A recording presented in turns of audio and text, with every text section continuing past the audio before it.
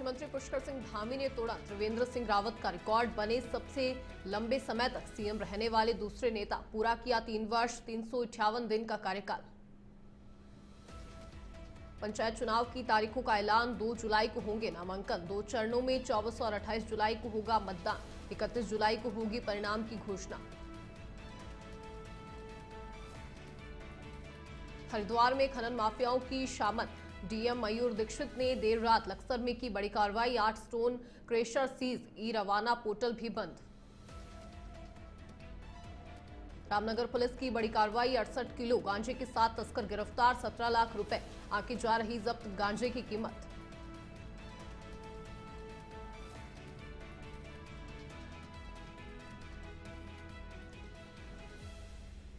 नमस्कार, वंदे भारतम नेशन उत्तराखंड में आप सभी का स्वागत है। मैं हूं आपके साथ कशिश गौड़। शुरुआत करेंगे बड़ी खबर के साथ। नैनीताल हाईकोर्ट से स्टे हटने के बाद राज्य निर्वाचन आयोग ने त्रिस्तरीय पंचायत चुनाव को लेकर चुनाव की तारीखों का ऐलान कर दिया है। इस बात को लेकर देहरादून में उत्तराखंड के पंचायती राज मंत्री सतपाल महाराज ने कहा कि 2 जुलाई को चुनाव के लिए नामांकन होंगे। साथ ही उन्होंने कहा कि मतदान 2 चरणों में होगा, जिसमें प्रथम चरण में 24 जुलाई को मतदान होगा और दूसरे चरण में 28 जुलाई को मतदान किया जाएगा, जिसके बाद 31 जुलाई को चुनाव के बाद परिणाम घोषित किए जाएंगे।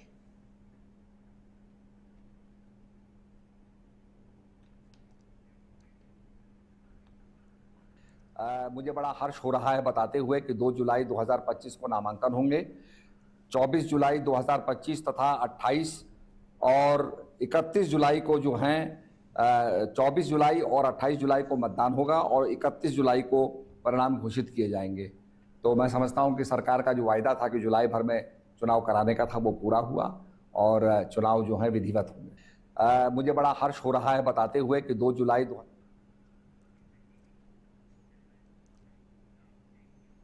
मानसून से पहले रुद्रपुर शहर को जल भराव की समस्या से निजात दिलाने के लिए उद्देश्य से महापौर विकास शर्मा ने निरीक्षण किया। सिंचाई विभाग, लोक निर्माण विभाग, एनएचएआई, नगर निगम और गल्फार कंपनी के अधिकारियों की संयुक्त टीम के साथ शहर के विभिन्न जल भराव वाले क्षेत्रों का स्थलीय निरीक्षण किया। उन्होंने अधिकारियों से बरसात से पूर्व जल निकासी की व्यवस्था को पूरी तरह से दुरुस्त करने के लिए कहा, ताकि लोगों को किसी प्रकार की असुविधा का सामना न करना पड़े। और इससे पहले महापौर ने बीते दिनों नगर निगम कार्यालय में सिंचाई विभाग, लोक निर्माण विभाग, जल निगम, उत्तर प्रदेश सिंचाई विभाग और विद्युत विभाग के अधिकारियों के साथ बैठक की थी और जिसमें विभिन्न मुद्दों पर चर्चा भी की गई थी।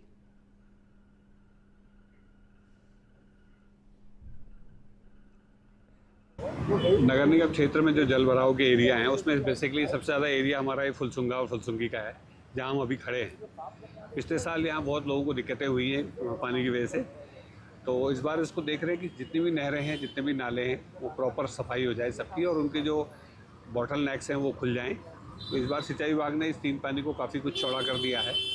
उम्मीद करते हैं कि इस बार यहाँ पर पानी की प्रॉब्लम जल भराव वाली ज़्यादा नहीं आएगी।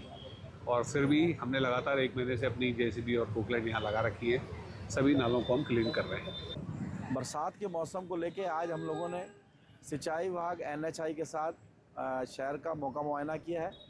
आज हमने सीधा लाइव में चलेंगे। पीएम मोदी ने आईएसएस में शुभांशु शुक्ला से बातचीत की। पिछले पूरे 1 साल में सारे सिस्टम्स के बारे में मुझे पता था, सारे प्रोसेस के बारे में मुझे पता था, एक्सपेरिमेंट्स के बारे में मुझे पता था, लेकिन यहाँ आते ही सडनली सब चेंज हो गया। बिकॉज हमारे शरीर को ग्रेविटी में रहने की इतनी आदत हो जाती है कि हर एक चीज़ उससे डिसाइड होती है। पर यहाँ आने के बाद चूंकि ग्रेविटी माइक्रो ग्रेविटी है, एब्सेंट है, तो छोटी छोटी चीज़ें भी बहुत मुश्किल हो जाती हैं। अभी आपसे बात करते वक्त मैंने अपने पैरों को बांध रखा है, नहीं तो मैं ऊपर चला जाऊंगा। माइक पे भी जैसे चीजें हैं, इसको छोड़ के तो भी ये ऐसे फ्लोट करता रहता है। पानी पीना, पैदल चलना, सोना बहुत बड़ा चैलेंज है। आप छत पे सो सकते हैं, आप दीवारों पे सो सकते हैं, आप जमीन पे सो सकते हैं। तो पता सब कुछ होता है प्रधानमंत्री जी, ट्रेनिंग अच्छी है, लेकिन वातावरण चेंज होता है तो थोड़ा सा यूज टू होने में 1-2 दिन लगते हैं, बट फिर ठीक हो जाता है। भारत की ताकत साइंस और स्पिरिचुअलिटी दोनों है। आप अंतरिक्ष यात्रा पर हैं, लेकिन भारत की यात्रा भी चल रही होगी। भीतर में भारत दौड़ता होगा। क्या उस माहौल में मेडिटेशन और माइंडफुलनेस का लाभ भी मिलता है क्या? जी प्रधानमंत्री जी, मैं बिल्कुल सहमत हूँ। मैं कहीं ना कहीं ये मानता हूँ कि भारत ऑलरेडी दौड़ रहा है और ये मिशन तो केवल एक पहली सीढ़ी है उस एक बड़ी दौड़ का, और हम जरूर आगे पहुंच रहे हैं और अंतरिक्ष में हमारे खुद के स्टेशन भी होंगे और बहुत सारे लोग पहुंचेंगे।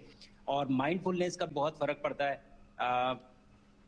बहुत सारी सिचुएशंस ऐसी होती हैं नॉर्मल ट्रेनिंग के दौरान भी या फिर लॉन्च के दौरान भी जो बहुत स्ट्रेसफुल होती हैं, और माइंडफुलनेस से आप अपने आप को उन सिचुएशंस में शांत रख पाते हैं और अपने आप को काम रखते हैं, अपने आप को शांत रखते हैं, तो आप अच्छे डिसीजन ले पाते हैं। कहते हैं कि दौड़ते हुए भोजन कोई भी नहीं कर सकता, तो जितना आप शांत रहेंगे उतना ही अच्छे से आप डिसीजन ले पाएंगे। तो आई थिंक माइंडफुलनेस का बहुत इंपॉर्टेंट रोल होता है इन चीज़ों में।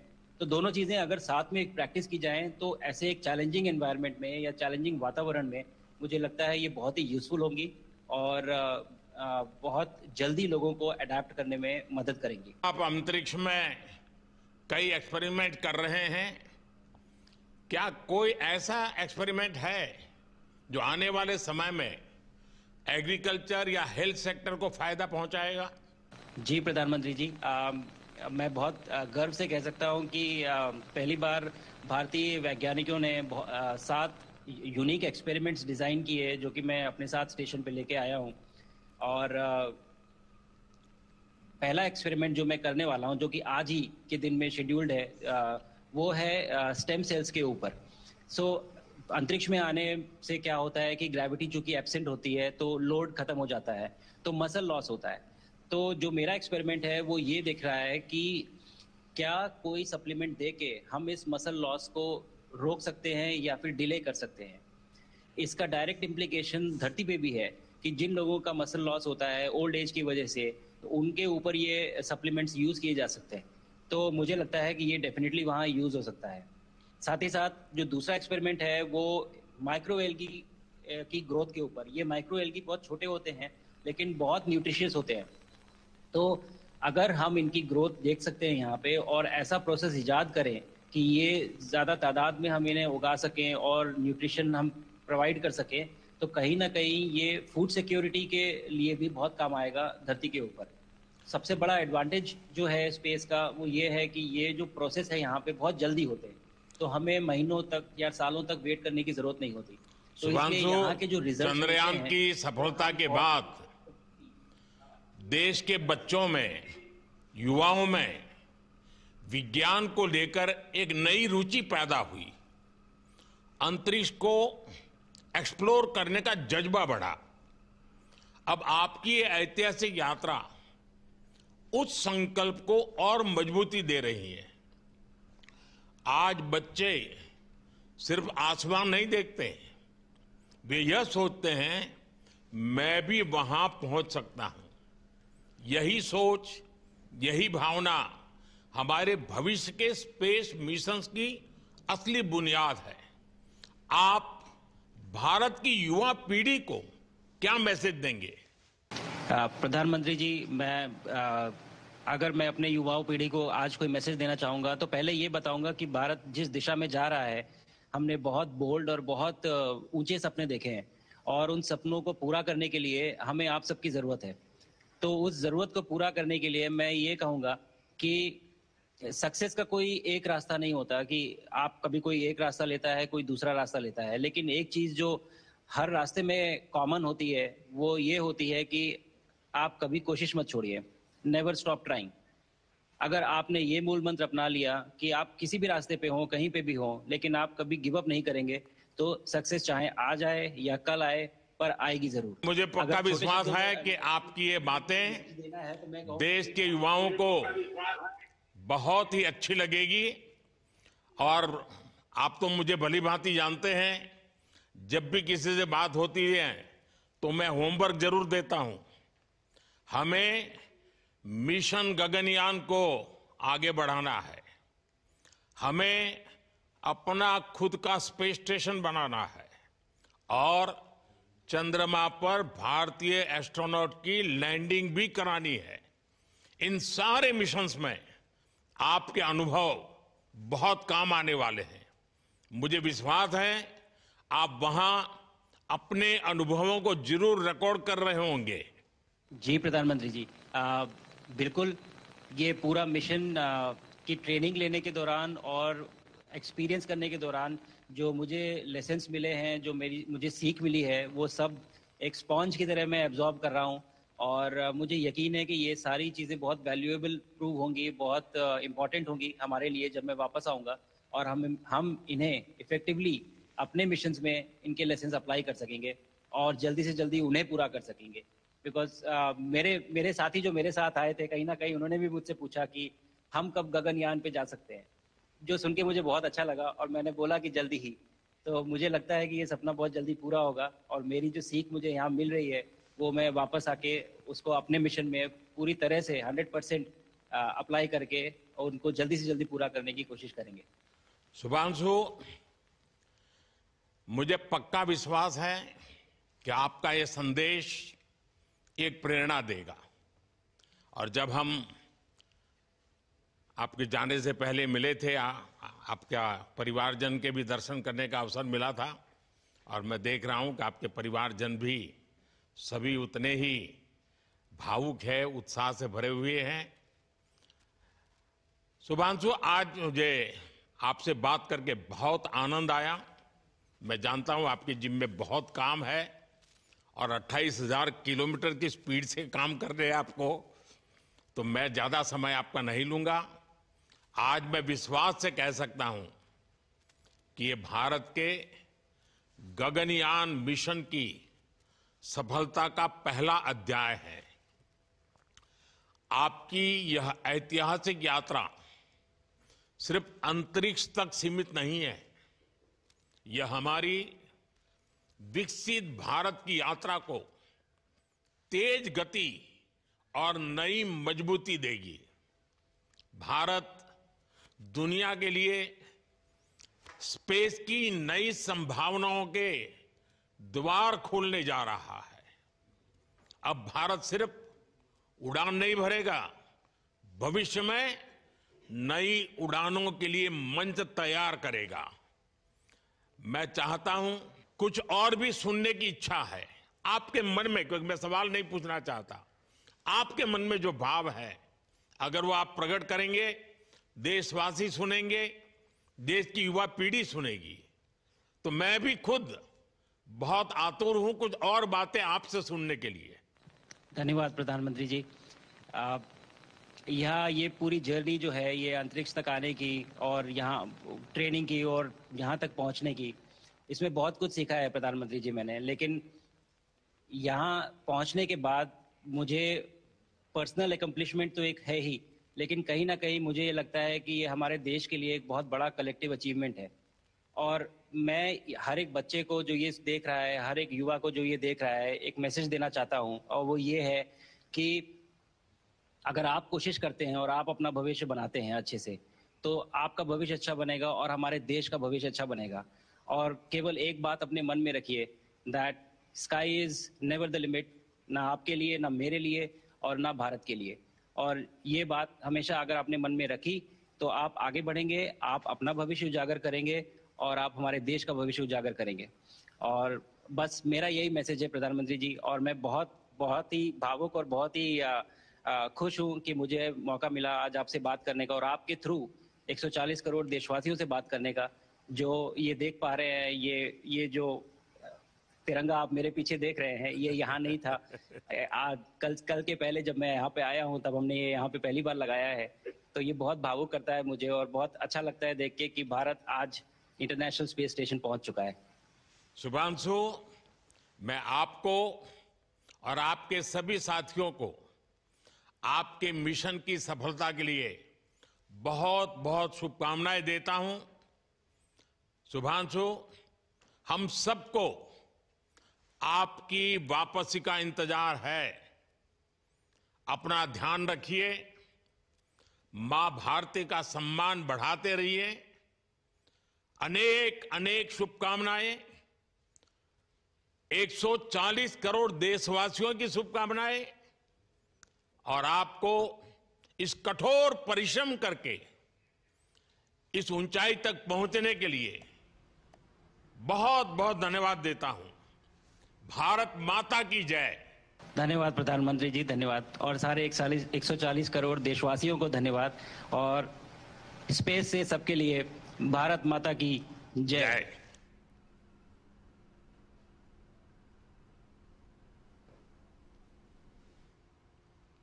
तो अंतरिक्ष में भारत माता की जय।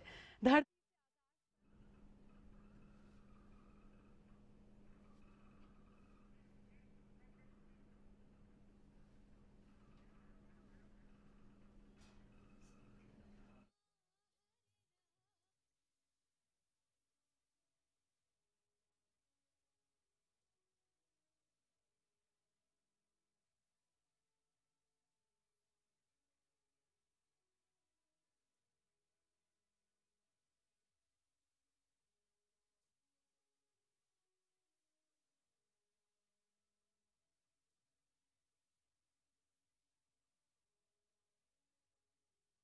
मोदी की शुभांशु शुक्ला से बातचीत को आपने सुना, आपने देखा।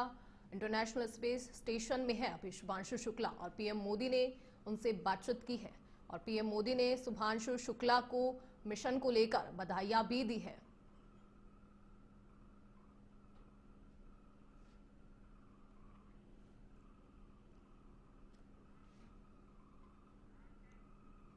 एमएसएमई की दिवस के मौके पर हरिद्वार में भी एमएसएमई महोत्सव का आयोजन किया गया।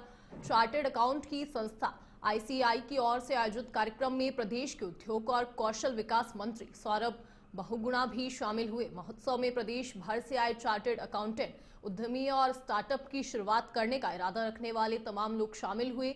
मीडिया से बात करते हुए कैबिनेट मंत्री सौरभ बहुगुणा ने कहा कि प्रधानमंत्री मोदी के नेतृत्व में देश एमएसएमई और स्टार्टअप के क्षेत्र में शीर्ष देशों की सूची में शुमार है और उस तर्ज पर उत्तराखंड में भी सरकार युवाओं में कौशल विकास करने और अधिक से अधिक स्टार्टअप शुरू करने के लिए युवाओं को प्रोत्साहित कर रही है।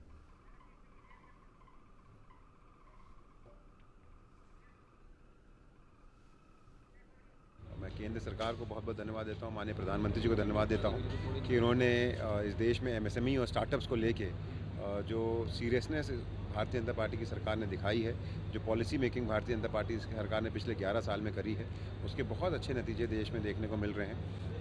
आप ये मान के चलिए कि हमारा देश 2014 से पहले स्टार्टअप्स में टॉप 30 देशों में कहीं नहीं काउंट होता था। आज हम थर्ड लार्जेस्ट स्टार्टअप की इकॉनमी बने हैं।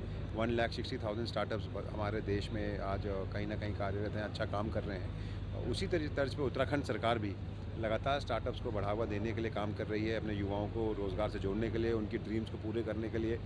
पुष्कर सिंह धामी जी के नेतृत्व में हमने पहली बार उत्तराखंड में स्टार्टअप्स के लिए 200 करोड़ का एक फ़ंड बनाया है उत्तराखंड सरकार ने, ताकि हम अपने युवाओं को सपोर्ट कर सकें। और इसका मुख्य उद्देश्य है कि जो एमएसएमई सेक्टर है उसकी जो भी परेशानियां हैं या जो भी उनको सुविधाएं चाहिए उन पे फोकस करते हुए उनके बारे में जो भारत सरकार ने और गवर्नमेंट उत्तराखंड ने जो भी स्कीम्स लॉन्च करी हैं, उनको सब्सिडी की स्कीम्स हैं, लोन के लिए हमारे बैंकर्स यहाँ पर हैं, सिडबी वाले भी आए हैं। तो एक ही प्लेटफॉर्म पे, एक ही छत के नीचे उनको सारी सुविधाएं और उनके बारे में पता लग सके, इसी उद्देश्य से ये। अब खबर नैनीताल से बता दें, जहां रामनगर पुलिस ने एक टैक्सी वाहन से 68 किलो से अधिक अवैध गांजा बरामद करते हुए एक तस्कर को गिरफ्तार किया है। कोतवाल अरुण कुमार सैनी ने बताया कि पर्वतीय क्षेत्रों से लगातार अवैध रूप से गांजा लाकर रामनगर में बेचे जाने की लंबे समय से शिकायत मिल रही थी। उन्होंने बताया कि पूर्व में भी रामनगर कोतवाली पुलिस कई नशे के सौदागरों को गिरफ्तार कर जेल भेज चुकी है। पुलिस ने गश्त के दौरान एक संदिग्ध टैक्सी से अवैध गांजा बरामद किया और बरामद गांजे की कीमत 17 लाख रुपए है।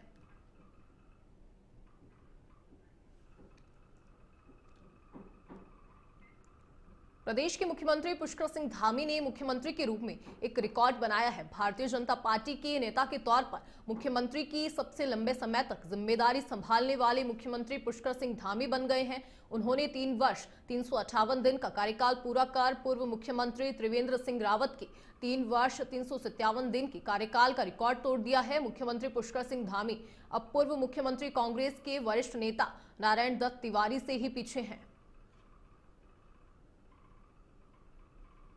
हम सबका हमेशा से यही प्रयास रहा है और मेरा भी व्यक्तिगत रूप से कि आदरणीय प्रधानमंत्री जी के मार्गदर्शन में उनका बहुत लगाव हमारे राज्य उत्तराखंड से है। उनके मार्गदर्शन में, उनकी प्रेरणा से हमारा उत्तराखंड। खबर हरिद्वार से है, जहां लक्सर तहसील के महतोली, मुजफ्फरनगर और मुजफ्फरपुर और झींवर हेड़ी जैसे गांवों में खनन का गोरख धंधा लंबे वक्त से चल रहा था और शिकायतें आई तो डीएम ने सीधा मोर्चा संभाल लिया। राजस्व और खनन विभाग की संयुक्त टीम रात भर एक्शन में रही। डीएम ने 8 क्रेशरों पर छापा मारा और सबको मौके पर ही सीज कर दिया गया। प्रशासन की कार्रवाई से खनन कारोबारियों में भगदड़ मची है और अब हर कोई बचने की जुगत में है।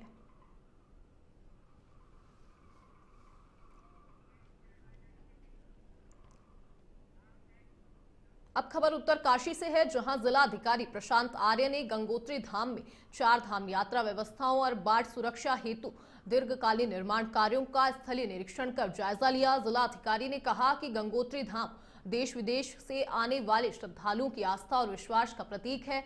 ऐसे में तीर्थयात्रियों की सुरक्षा और सुविधा सर्वोच्च प्राथमिकता होनी चाहिए। उन्होंने स्नान घाटों, यात्रा मार्ग, आवागमन व्यवस्था, सुरक्षा प्रबंधन, स्वच्छता, पेयजल आपूर्ति, स्वास्थ्य सेवाओं और आपदा प्रबंधन से जुड़ी तैयारियों का बारीकी से निरीक्षण किया और संबंधित अधिकारियों को जरूरी दिशा निर्देश भी दिए।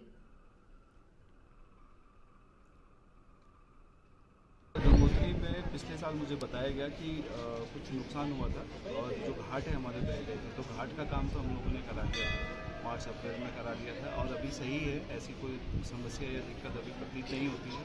परंतु चूँकि अभी मानसून चल रहा है, बारिश और भी अभी आने का है, वर्षा काल बढ़ेगा ही, तो जो सुरक्षात्मक कार्य हैं जिसमें हमारे वायर क्रेट और गैंगमैन इंस्ट्रक्शन है, जो संभव है इस समय कराना, उसको मैंने निरीक्षण भी कर लिया है, काम चल रहा है, ऐसे कोई दिक्कत नहीं है।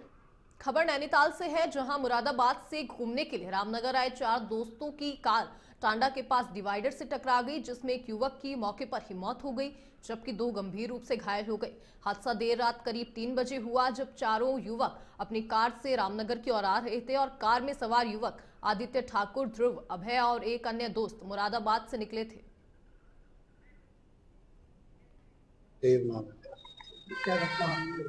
एक्सीडेंट हुआ था, आदित्य नाम है, टांडा रोड है, बता रहे उसके आसपास। कितने लोग गाड़ी में? 3-4 लोग थे शायद। खबर चमोली से है, जहां जिला प्रशासन ने पीसीएस की प्रारंभिक परीक्षा से एक दिन पहले परीक्षा केंद्र के समीप आवास की व्यवस्था सुनिश्चित करने की अपील की, ताकि अभ्यर्थी परीक्षा में सुगमता से प्रतिभाग कर सके। और जिला अधिकारी संदीप तिवारी ने बताया कि जनपद में 29 जून को गोपेश्वर, कर्णप्रयाग और गोचर में पीसीएस की प्रारंभिक परीक्षा का आयोजन किया जाना है।